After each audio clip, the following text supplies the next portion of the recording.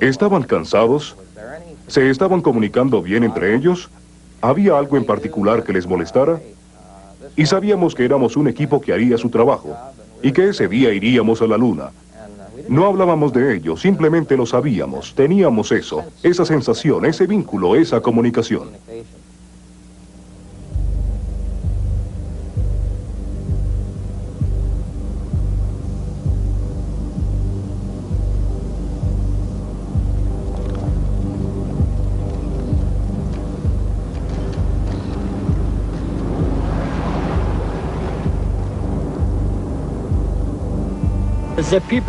La gente de nuestro grupo tenía que ser voluntaria, porque cuando salíamos en la nave espacial, en el Apolo por ejemplo, el cohete estaba completamente lleno de combustible y tenía un potencial explosivo de 8 décimas de una bomba atómica. Esa es la razón por la que no había nadie en 5 kilómetros a la redonda. El cohete totalmente abastecido de combustible permanecía allí. Y nos daba miedo de morir cuando una lámina de hielo se deslizaba por el costado del cohete y caía. Así que se tiene la sensación de que esa bestia realmente está viva y con ganas de volar.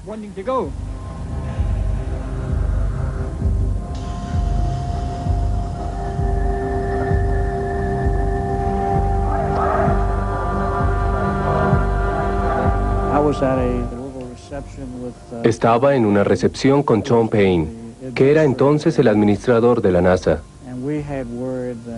Y tuvimos noticias de que una caravana guiada por una carreta de caballos, encabezada por el reverendo José Williams y otros, se había reunido en un campamento. Fue cerca de la salida principal de Cabo Cañaveral.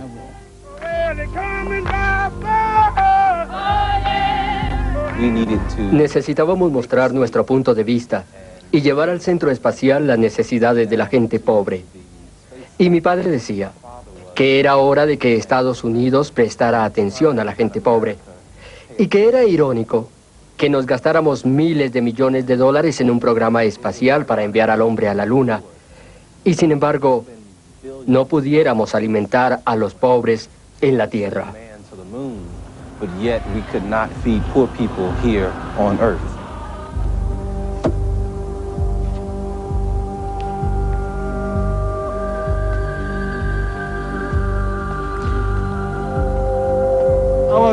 Nuestro grupo vería a la tripulación en el último día, en el último minuto.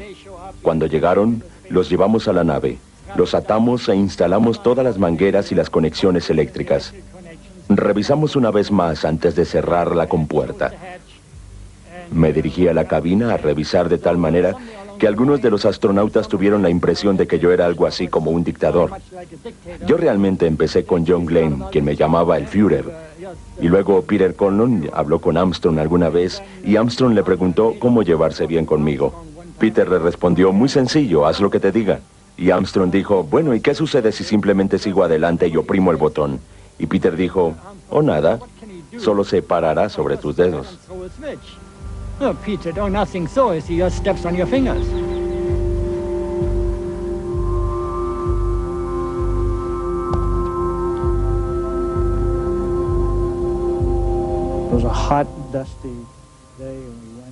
Era un día caliente y polvoriento. Nos dirigimos a la salida y estacionamos nuestro auto. Nos quitamos las chaquetas y las corbatas y nos recogimos las mangas. Era terriblemente caliente. Y caminamos por ese amplio campo como si los dos tuviéramos que enfrentar a este ejército. Y Tom Paine dijo que si con detener el lanzamiento se resolvieran los problemas del mundo, entonces detendría el lanzamiento. Y le dijimos al reverendo Abernathy que este era un momento de gran orgullo para los norteamericanos y que él debía unirse. Recuerdo que mi padre fue invitado al lanzamiento y él me pidió que lo acompañara. Fuimos a la sección de personas importantes del centro espacial. Fue una experiencia que jamás olvidaré. 32 minutos pasada la hora. Ese brazo oscilante a nivel de la nave regresará a su posición. Esto ocurrirá 5 minutos después del conteo. Senator Kennedy was El senador Kennedy fue invitado al lanzamiento. brothers. Pensamos que era apropiado por el compromiso de su hermano para llevar el hombre a la luna, pero prefirió no venir. Creo que pensaba que era la celebración de los señores Nixon y Agnew y que no debía sentarse en el estrado y participar con ellos en el cabo. Party, and he should not sit in the stands and participate at the Cape. Vamos con Apolo 11. Los astronautas informan que se sienten bien. T-25 segundos. Personalmente lamenté que no asistiera, porque sentí que su hermano hubiera querido que él estuviera allí. 11, 10, 9. Comienza la secuencia de encendido. SS, Adelante. EPS, Adelante. secuencia, Adelante. tablero, Adelante. SPS. Adelante.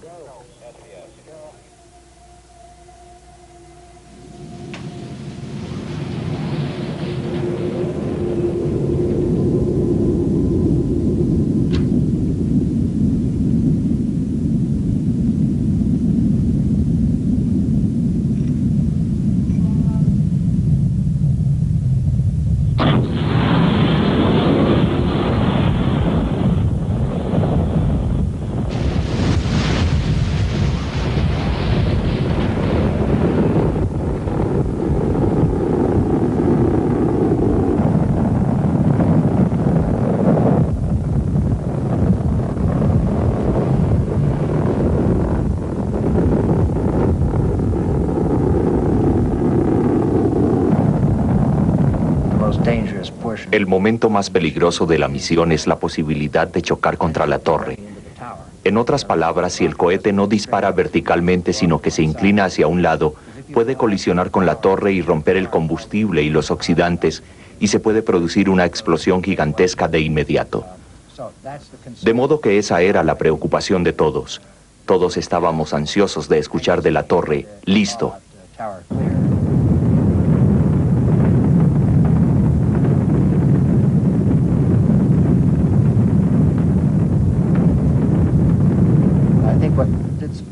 Creo que nos sorprendió el hecho de que realmente no pudimos detectar muy claramente el momento del despegue. Solo sentimos un leve balanceo por la conducción de los cohetes. Y naturalmente cualquier movimiento no podía ser visto desde la Tierra. Podíamos sentirlo en la nave o imaginarlo. Y supongo que los tres imaginamos lo mismo.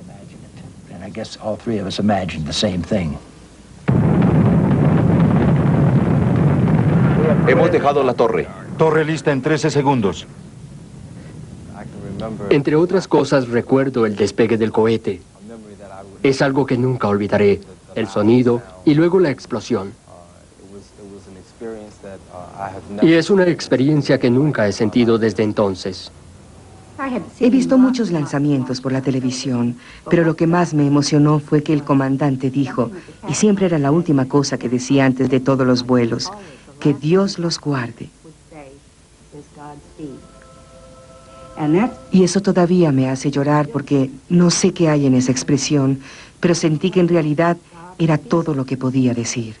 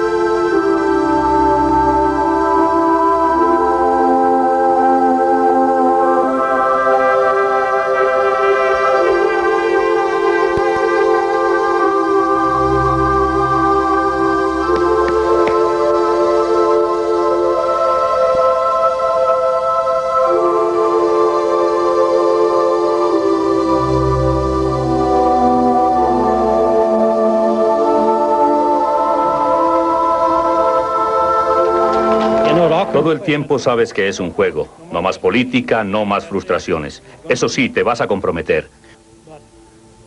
Pero sabes con certeza que en cualquier momento del viaje todo puede terminar. Neil Armstrong se reportó cuando recibió los buenos deseos. Muchas gracias, sabemos que será un buen vuelo, buena suerte y que Dios los guarde.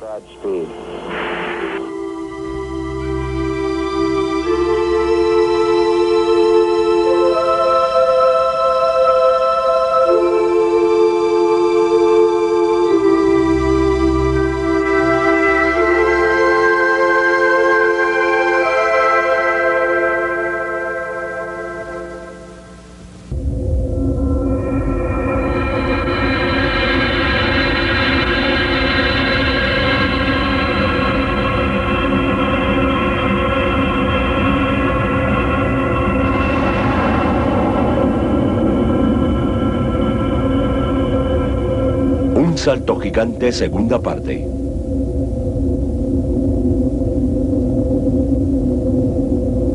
En medio de la misión sonó esa campanilla en el teletipo AP, que quería decir que había un mensaje urgente. Y recuerdo que fui hasta él y allí estaba este Chapa, ni siquiera puedo pronunciarlo. Chapa qué, Chapa Quiddick, no sé, ni siquiera puedo pronunciarlo. Decía algo respecto a que un auto conducido por el senador Kennedy había caído en un lago y que una dama se había ahogado.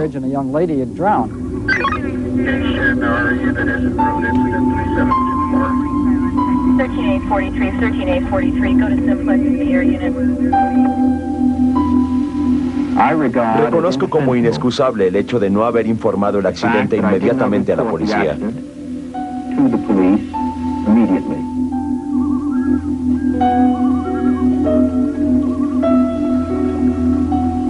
Lo que sucedió fue que, en lugar de ir al lanzamiento, prefirió irse a casa. Creo que lo que sucedió ese fin de semana en Chappaquiddick cambió el curso de la historia de la familia Kennedy y quizás su propia historia.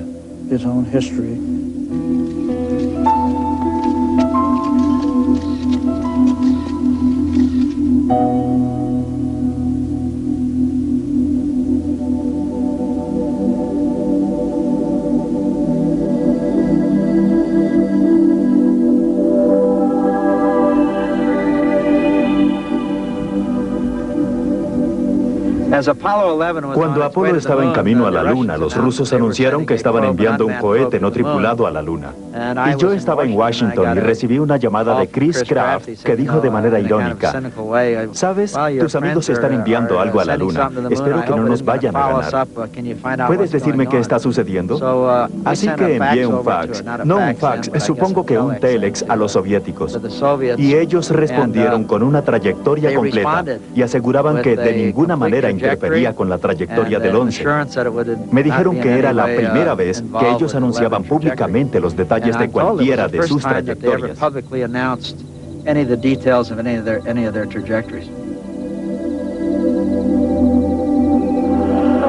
Apolo 11, este es Houston. Parece que va a ser imposible evadir el hecho de que ustedes están dominando las noticias por acá. Incluso Pravda y la prensa de Rusia encabezan con la misión y llaman a Neil el zar de la nave. Creo que su misión no salió bien.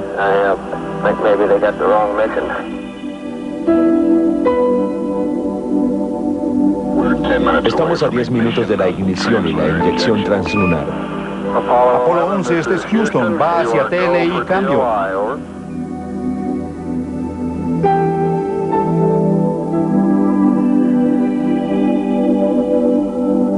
Era sorprendente lo pequeña que se veía la Tierra a esa velocidad. Era nuestro hogar, pero estaba bastante lejos.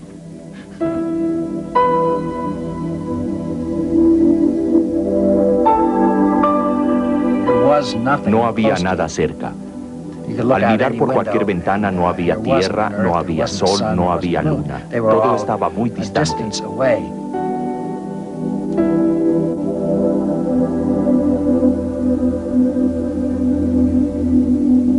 Hola, terrícolas.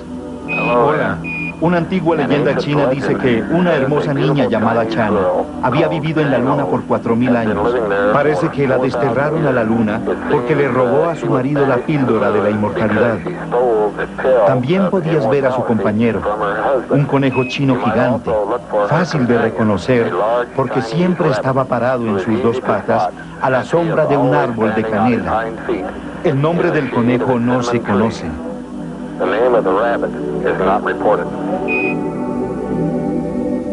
Me sentía aterrorizado con la responsabilidad de la misión. Y ese temor resultó en una visión de túnel. No eres tan exuberante ni tan libre con todo a tu alrededor cuando estás concentrado en lo que estás haciendo.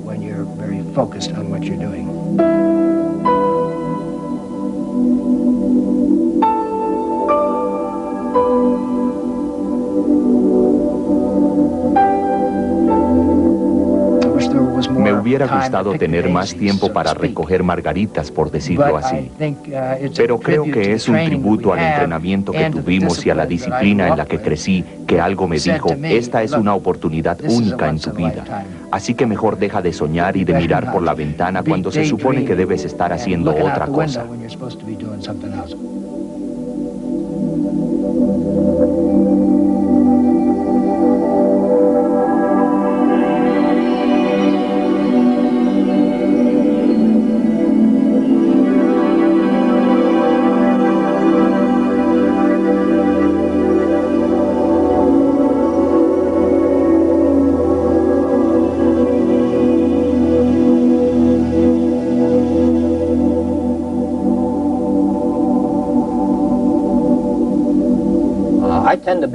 Tengo tendencia a ser emocional.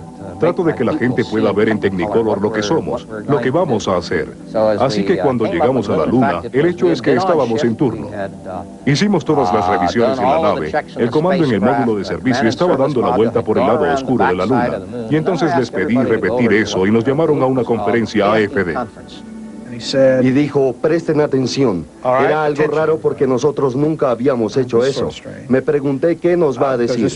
Quizás era un anuncio sobre algo que no sabía. Entonces nos dio uno de los discursos más conmovedores que haya escuchado. Patton se hubiera sentido orgulloso de ese discurso. Y les dije que me sentía muy orgulloso de ellos y que realmente había disfrutado trabajar con ellos en la preparación de esta misión y que tuvimos malos y buenos momentos, pero que éramos el equipo que iba a ir a la Luna. De eso no había duda. Y durante todo el proceso quise hacerles saber lo valioso de su contribución.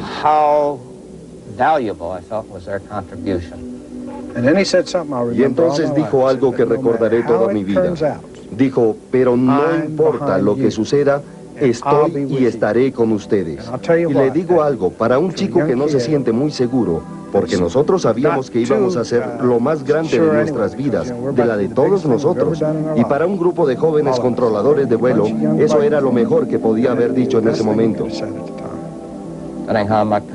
Y entonces colgamos el cable. Nos fuimos a lo que llamábamos batalla corta. Batalla corta es una condición interesante que establecimos para los centros de control. No queríamos interrupciones en el sistema eléctrico, así que nos fuimos a la batalla corta. Realmente pusimos ladrillos sobre los circuitos del edificio. Preferíamos incendiar un circuito a que se apagara. Y tan pronto como identificaron que estaban en batalla corta, cerramos las puertas de la habitación. Y cerrábamos las puertas para que no hubiera ninguna perturbación. Nadie iba a interrumpirnos en momentos tan críticos. Así que tan pronto terminamos la conferencia, nos fuimos a batalla corta, cerramos las puertas y nos alistamos.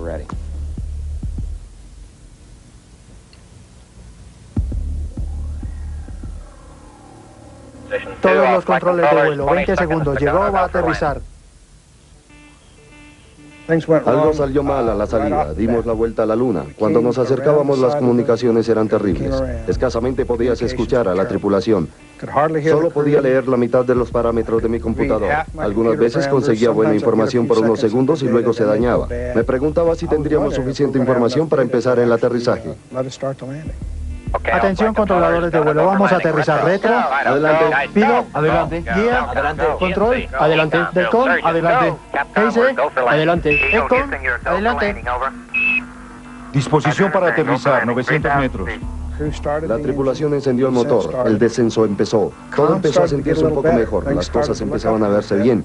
Cuando logramos una buena comunicación, miré a uno de mis tableros y la primera información concreta que tuve era que en el computador teníamos un error de navegación de 6 metros por segundo. Recuerdo haber escuchado un poco la discusión que Neil sostenía con tierra sobre las señales, las cuales no estaban llegando exactamente cuando se suponía que debían llegar. Me maravilló que uno pudiera hacer eso con la mirada. Y pensé, tiene que estar bromeando. Realmente no quiere decir eso.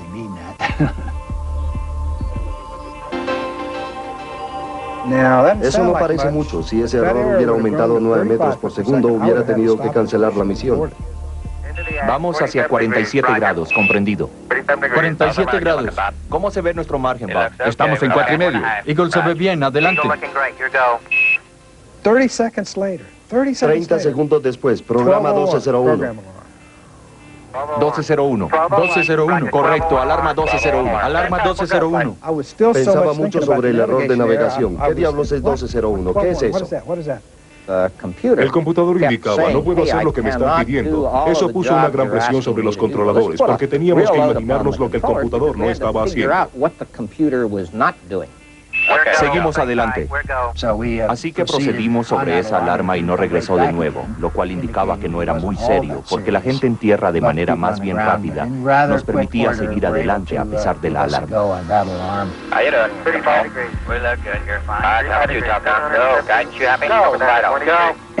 Y todo esto ocurrió después de que estábamos a más de 150 metros sobre la superficie, y en ese punto el comandante iba a tomar control del aterrizaje. Sucedió algo realmente extraño. En lugar de detenerse y revolotear hacia abajo como en las simulaciones, estaba haciendo búsqueda o movimiento hacia adelante. Creo que nada que hubiéramos visto podía identificar dónde estábamos o dónde no estábamos. Realmente no sabíamos dónde estábamos. 160 metros descendiendo a 95. 105, 47, adelante. En la nave espacial no hay indicador de combustible. Digamos que tienes 2 minutos de combustible de reserva. Nosotros contamos y nada. Normalmente aterrizaríamos en 2 minutos. Había pasado 1 minuto y aún no aterrizábamos. Así que di a la tripulación la alarma de 60 segundos. 6 adelante, 60 segundos. No sabíamos por qué no se sentaba, no sabíamos si no podía ver por el polvo, o si no estaba satisfecho con algo en la nave. Neil no hablaba mucho, era lo usual. 10-4 adelante hacia el lado derecho. 30 segundos. 30 segundos adelante. Estaba totalmente concentrado en el reloj. Y en este punto de la misión, estábamos tan cerca que hubiéramos podido indicar 0. Lo que quería decir que aterrizábamos o saltábamos.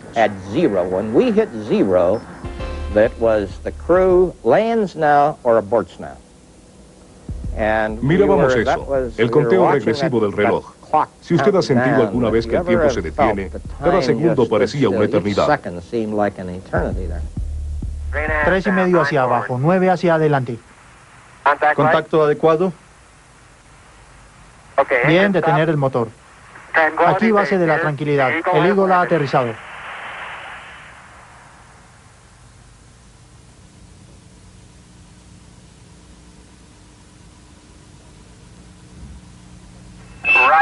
Tranquilidad, le copio en tierra.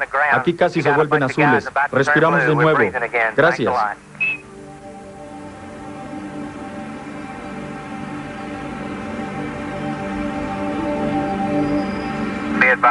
Les anuncio que hay muchas caras sonrientes aquí y en todo el mundo. Cambio. Hay 2 de esas aquí. Estaba totalmente concentrado en hacer exactamente lo más importante para el éxito de la misión. Y de alguna manera decirle a la Tierra que el hecho de nuestro aterrizaje no era tan importante. Pero hubo un momento, no puedo decirle exactamente cuál, que simplemente me acerqué a él y le di una palmada en la espalda, pero no dijo nada.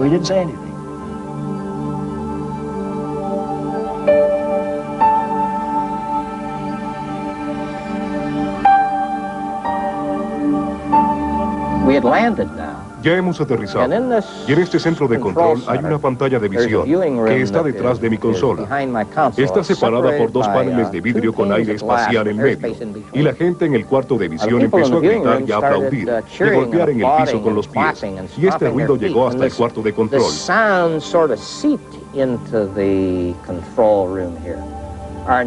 Nuestros instructores estaban en otro cuarto a la derecha. Allá también había regocijo. Y sin embargo, de ninguna manera podíamos descuidarnos, porque teníamos que mirar los sistemas de la nave. Teníamos que estar listos para lo que llamábamos nuestro T1, la decisión de quedarse o no. ¿Era seguro permanecer en la Luna por varios minutos o tendríamos que regresar inmediatamente? Y tuvimos que empezar otro vamos adelante, y encontré que me había aferrado las manijas de mi consola casi con un puño de muerte. Quiero decir, estaba colgado de allí, agarrado a la consola, y en la otra mano tenía un lápiz. Y tenía un cuaderno de notas donde estaba escribiendo, y no podía hablar. Tan pronto como sentí ese sonido me paralicé, y finalmente estaba muy frustrado porque tenía que decidir si quedarme o no. Así que disparé mi mano sobre la consola y mi lápiz se rompió y voló por el aire, y alcancé un clímax personal en un par de segundos. Y después regresamos a nuestros asuntos de comprometer a la tripulación para extender la estadía sobre la superficie de la Luna.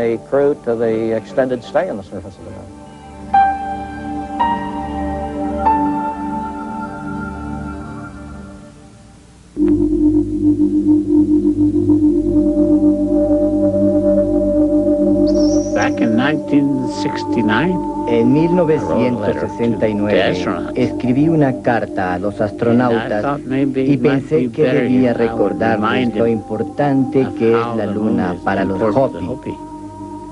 Y lo principal es el respeto que deben tener con la Luna y no ensuciarla de ninguna manera.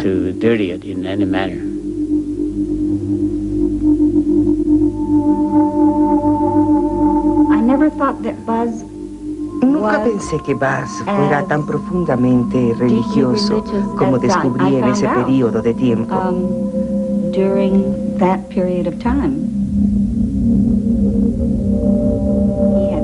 Tenía el plan de recibir la comunión en la Luna.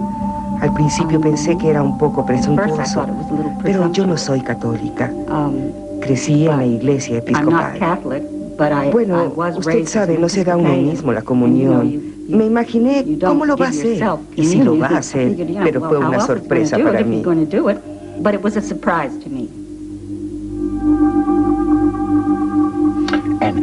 Recuerdo ver a Neil cuando sirvió el vino blanco en ese recipiente plástico.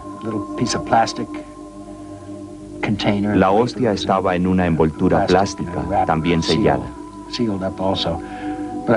Pero solo puedo recordar que lo miraba y que él también observaba lo que yo estaba haciendo.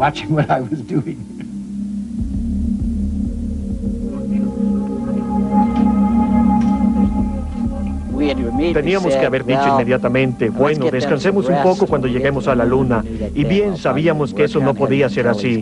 ¿Cómo decirles que se vayan a dormir y que luego puedan caminar sobre la Luna? No era un buen plan.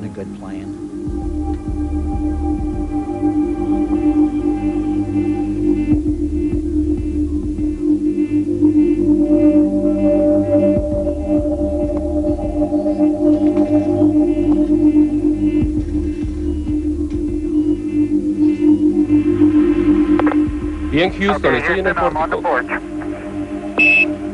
Correcto, Neil. Estaba absolutamente estupefacto con la idea de que el hombre estaba listo para caminar sobre la Luna.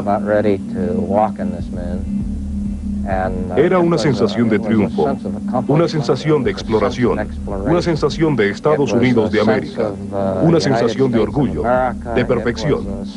Quiero decir, es casi imposible describir todos esos sentimientos. Fueron momentos muy emocionales, muy intensos. Bien, Neil, lo vemos bajar la escalera. Cuando te acercas, la superficie parece de un grano muy fino. Es casi polvo. Acabo de revisar. Regreso a ese primer paso. Se puede regresar adecuadamente. Ahora voy a salir de la escalera.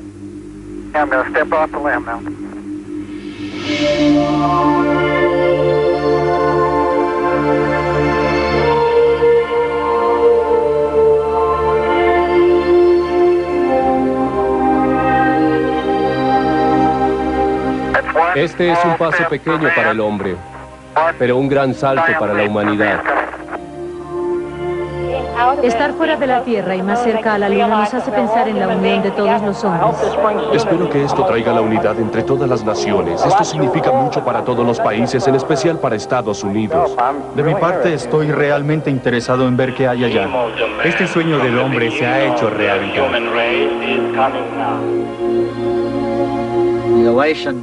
El júbilo que sentíamos era una combinación de 10 años, en muchos casos más, de intenso trabajo. Y eso representaba, al menos en mi opinión, representaba para la sociedad norteamericana una especie de culminación de varios años, de muchos años de agitación política interna y enfrentamientos con estudiantes sobre la guerra del Vietnam.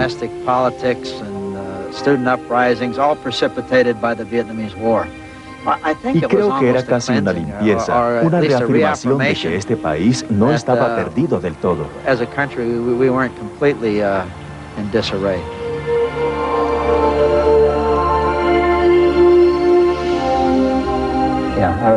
Sí, estaba extremadamente feliz y la felicidad me desbordaba. Y era eso.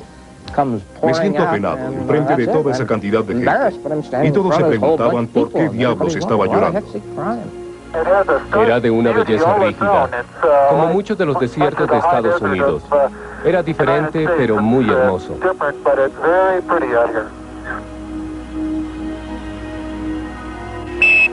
Neil, este es Houston. ¿Sobra la muestra de contingencia? ¿Cambio? Recibido. Voy a hacerlo tan pronto termine esta serie de fotografías. Suficiente. Creo que es un poco difícil cavar en la superficie. No, es muy interesante. Es una superficie suave, pero aquí y allá donde cavo con el recolector de muestras, me encuentro con una superficie muy dura. Parece ser muy cohesionada. Material de la misma clase.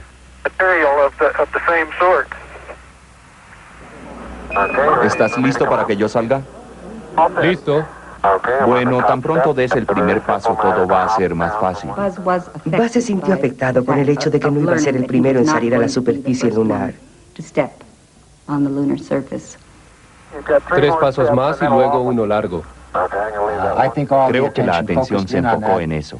Lamentablemente eso promovió la desarmonía entre la tripulación. Había un poco de presión por ser la primera tripulación y esa presión aumentaba.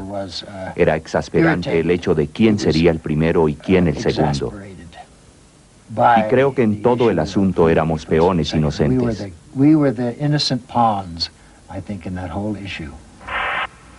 Buen paso. Cuando mi pie tocó la tierra, se levantó polvo y se formó una anillo.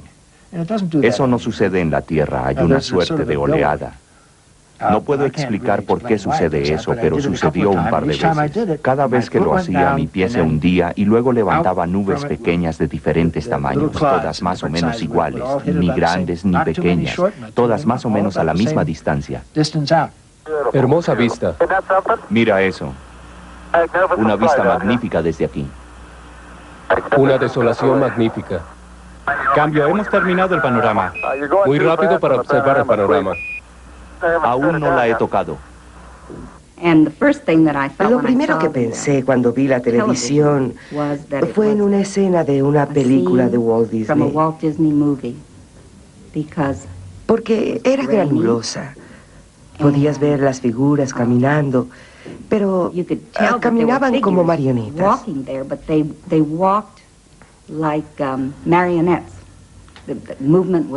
Los movimientos eran asaltos y parecían como imágenes de caricaturas en blanco y negro. ¿No es divertido? Neil, ¿sabías que podíamos encontrar rocas color púrpura? ¿Encontraste una roca púrpura?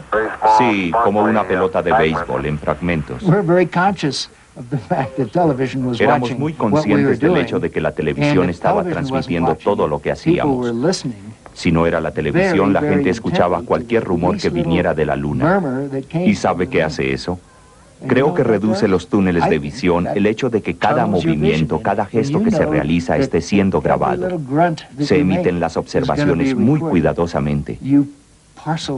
Y para dos personas relativamente reticentes, eso termina por cerrarte. Ellos no decían mucho, y nosotros tampoco.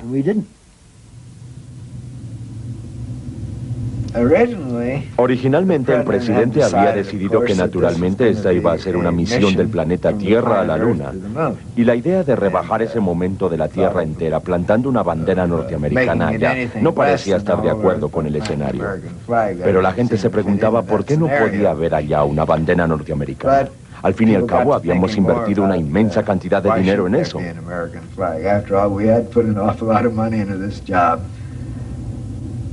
Cuando fuimos a poner la bandera no se sostenía porque no podíamos hincar el asta. No tenía la punta afilada para penetrar, y en las paredes de la superficie de la Luna no había suficiente cohesión para sostenerla a menos que la empujara con el pie. Entonces se podía golpear la superficie lunar para compactarla suficientemente, pero sabíamos que allí no había viento que la derribara. En la Luna no hay viento, así que para que la bandera ondeara no tenía que tener un asta, sino una cuerda, por decir algo, que sostuviera la bandera. Y resultó que no había aire ni viento, y que una vez que colocas la bandera en movimiento continúa así por un rato. Así que parecía como si hubiera viento.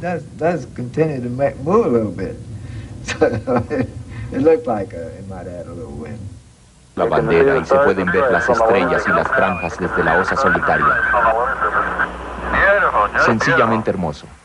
Una de las cosas que instalamos en la nave era cómo hacer una llamada telefónica, la que naturalmente hizo el presidente en lo que se dice que es la llamada más histórica que jamás se haya hecho. Adelante, señor presidente. Este es Houston. ¿Fuera? Hola, Neil y Buzz. Les hablo desde el Salón Oval de la Casa Blanca. Y esta es ciertamente la llamada más histórica que jamás se haya hecho. La tripulación no estaba sorprendida, sino más bien complacida de recibir una llamada del presidente. Y estaba seguro que había muchas preguntas que el presidente podría hacer y que podríamos tener un buen diálogo. No creo que estuviera pensando en ese estilo especie de Gary Cooper. Era Neil Armstrong quien respondía a cada una de sus preguntas y con respuestas muy cortas.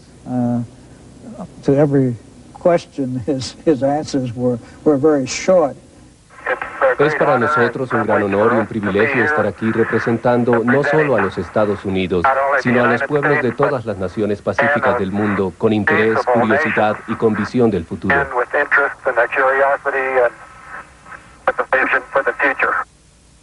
Me tomó totalmente por sorpresa. Si me hubieran informado que podía tener lugar algo tan informal, no lo hubiera comprendido. No me sentía preparado en absoluto para responder al presidente delante de millones de personas. Pensé, vaya, me hubiera gustado saberlo con anticipación. En realidad hubiera sido igual.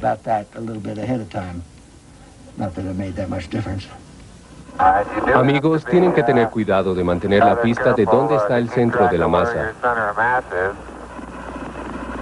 Algunas veces toma 2 o 3 pasos estar seguro de que tienes el pie debajo de ti. Y 2 o 3 o quizás 4 pasos pueden llevarte a una parada como un jugador de fútbol. Solo tienes que hacerte a un lado y cortar un poco. El llamado salto de canguro funciona, pero la habilidad para desplazarte hacia adelante no es tan buena.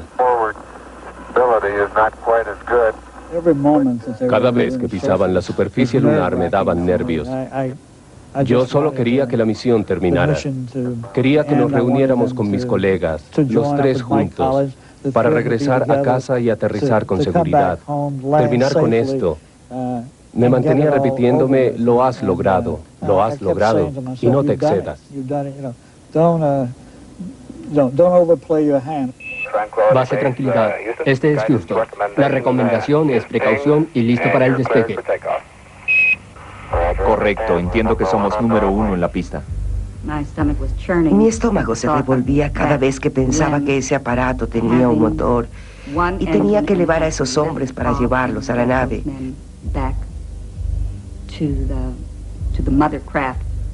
Esto era lo más aterrador para mí. Regresamos de nuestra caminata sobre la superficie y cuando estábamos guardando todo noté que en el piso de la cabina en mi lado el extremo de un circuito estaba suelto. Claramente era el extremo plástico del circuito y me pregunté cuál sería, así que miré a los cables y aunque parezca extraño era el circuito del brazo del motor. Sentí que podía empujarlo y que como cualquier otro circuito permanecería en su lugar. Pero si tenía que sacarlo una vez más, nos íbamos a ver en problemas porque no tenía en qué sostenerme.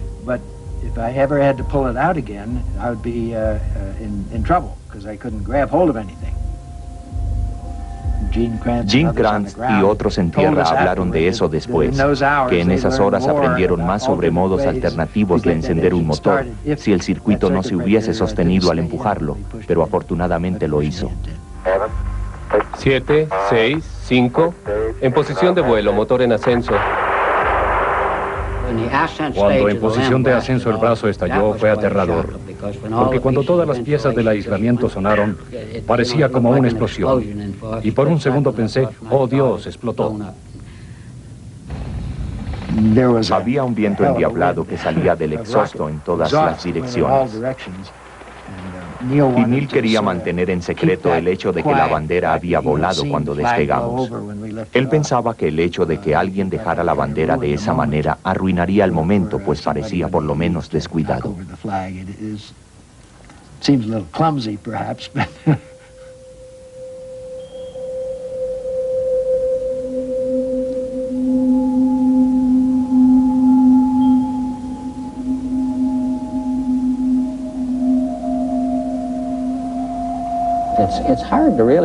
Realmente en este cuarto era difícil mantener la perspectiva, porque estaba rodeado de individuos absolutamente increíbles, que lograban grandes cosas contra riesgos muy poderosos. Y quiero decir, al final aquí se reúne todo. Y cuando ves algo como la caminata lunar piensas, Dios, eso es lo que significa la vida.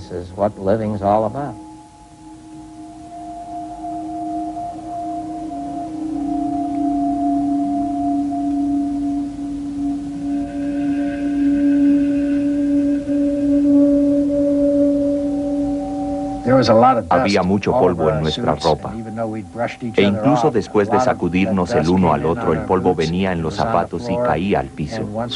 Y cuando nos quitamos los cascos, creo que ambos notamos un olor extraño en la cabina, un poco como cuando se vierte agua sobre carbones encendidos. Supongo que teníamos que atribuirlo a la presencia de material lunar.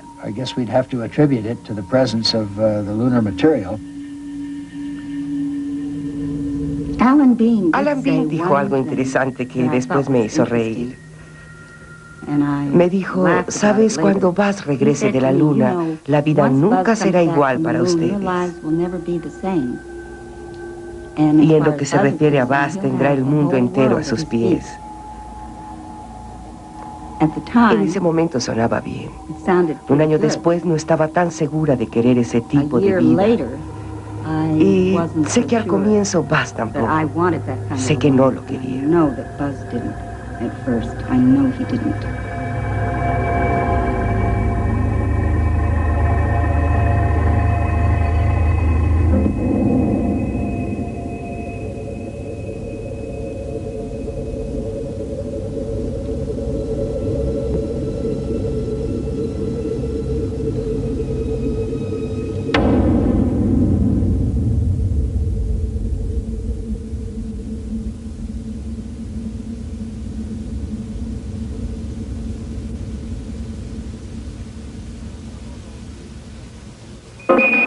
Apolo 11, Houston, con un poco de fuerza para la recuperación de información, cambio. Adelante. Comprendido. Hornet está en la estación y suficientemente lejos del blanco como para prevenir que golpeen. Hay un apagón.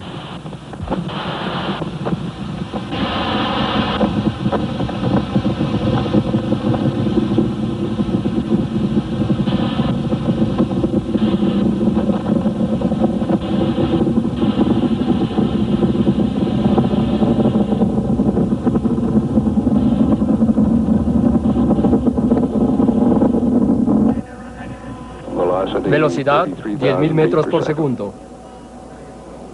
10.800 metros por segundo.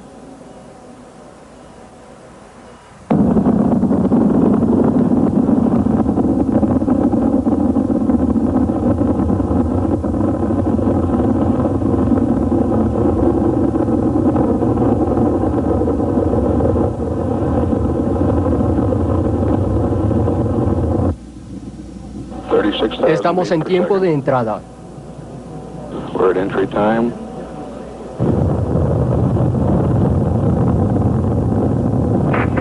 La grabadora reportó un boom sónico hace poco. Apolo 11, Houston hacia la llegada. Apolo 11, Houston hacia la llegada. Pendiente, fuera. Adelante.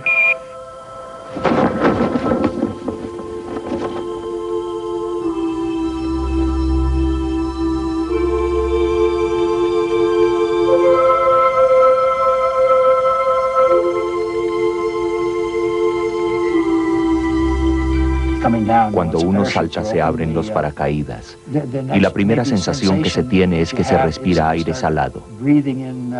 Cuando la presión afuera es mayor que la de adentro, el aire de afuera empieza a entrar y se siente ese olor a aire salado. Y hay algo notable. Uno sabe que está en casa cuando siente ese olor a agua salada.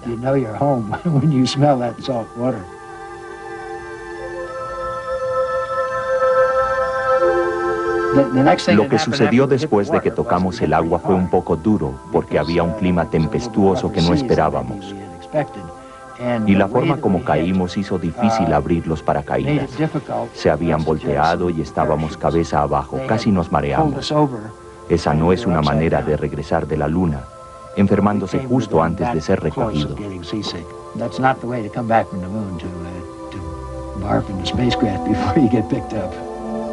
Apolo 11, este es Hornet, cambio. Apolo 11, le escuchamos fuerte y claro. Nuestra posición 1330-6915. Hay una sensación de cansancio total. Cuando llevas la tripulación al portaaviones es cuando te das cuenta de lo cansado que estás. Algo así como si una persona hubiera tomado una botella grande, llena con todas las emociones, los desafíos, los riesgos y todas esas cosas. Y luego le quitaran la tapa y se derramara todo. Así es exactamente como se siente cuando termina una misión. Y realmente sientes como si escucharas el término drenar. De eso se trata. Pero es una sensación buena. Es el sentimiento de que hicimos lo que teníamos que hacer. Éramos verdaderos profesionales. Ejecutamos nuestro plan perfectamente y de eso se trataba.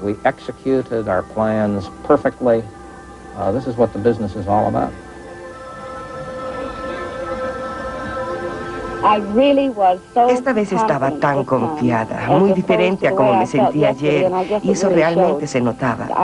Creo que necesito 3 o 4 días para asimilarlo realmente. Naturalmente, entre comillas, encantada, orgullosa y feliz. Pero es mucho más que eso, y simplemente no puedo encontrar las palabras.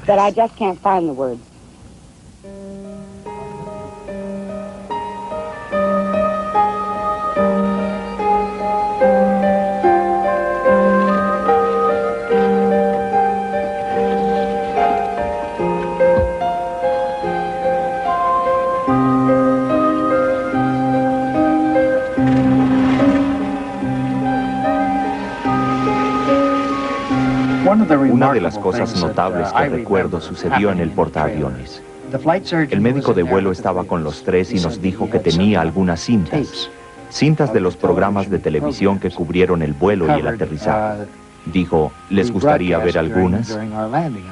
Así que en un televisor pequeño empezamos a ver los comentarios que hacían sobre nuestro vuelo, el aterrizaje o lo que fuera. Y espontáneamente me cruzó este pensamiento. Busqué a Neil y le dije, Neil, mira, nos perdimos de todo. Lo que quiero decir es que estábamos tan interesados en ver lo que había sucedido en la misión, pero lo que sucedió no había sido allá, sino acá. Estuvimos fuera de la ciudad durante las partes importantes de la misión.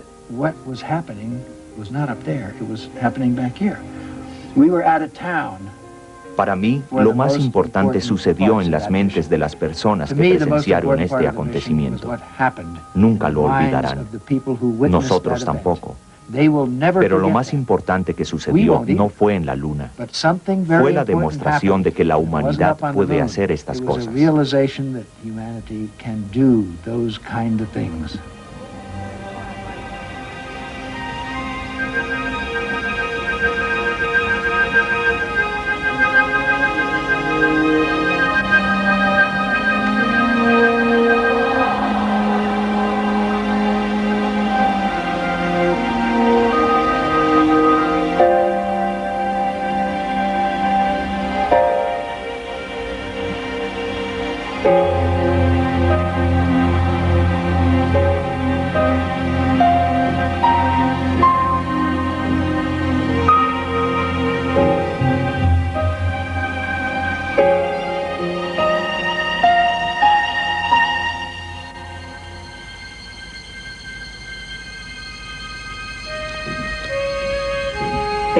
Luego los pusieron en cuarentena. Llegaron a Houston un poco tarde y naturalmente todos estábamos allá para darles la bienvenida.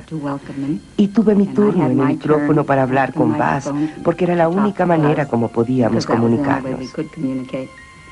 Y las primeras palabras que me dijo fueron: necesito un par de calzoncillos limpios. Eso me conmovió, pero estoy segura de que fue planeado porque era lo perfecto para decir en ese momento.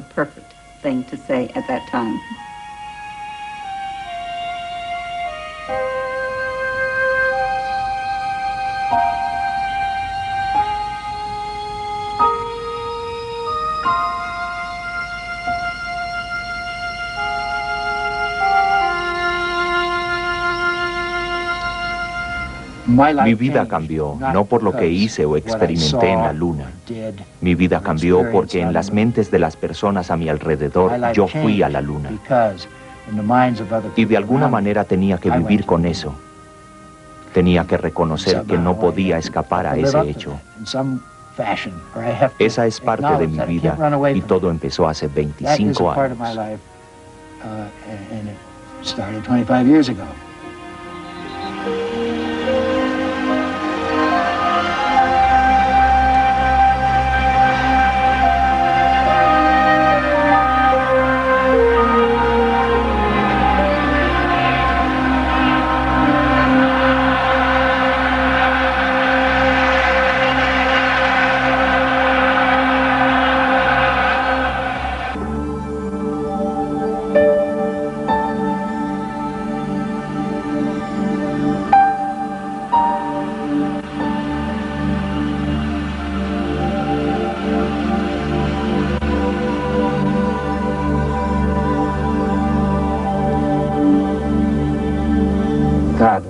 Dios, estuvimos allá. ¿Por qué demonios nos rendimos? ¿Por qué no regresamos? ¿Por qué? ¿Por qué nos hemos vuelto tan complacientes con la exploración? ¿Por qué no continuamos persiguiendo cada oportunidad para develar lo desconocido, para descubrir los misterios? ¿Por qué no enviamos a nuestros exploradores no solamente a la Luna, sino también a Marte? Es realmente frustrante ver que está ahí y de repente se acaba. Para mí, eso es inaceptable.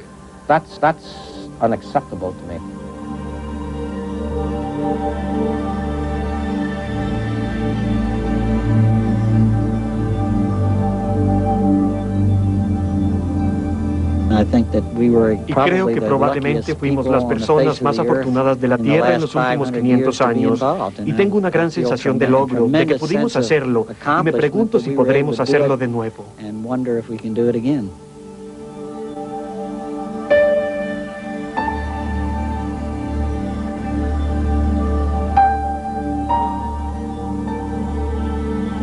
Valió la pena. Las vidas que se perdieron infortunadamente también valieron la pena.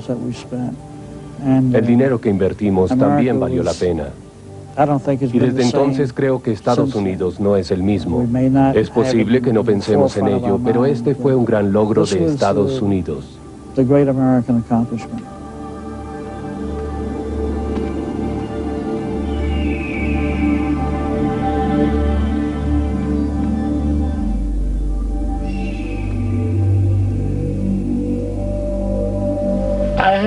No he escuchado mucho sobre lo que pensaron de la luna.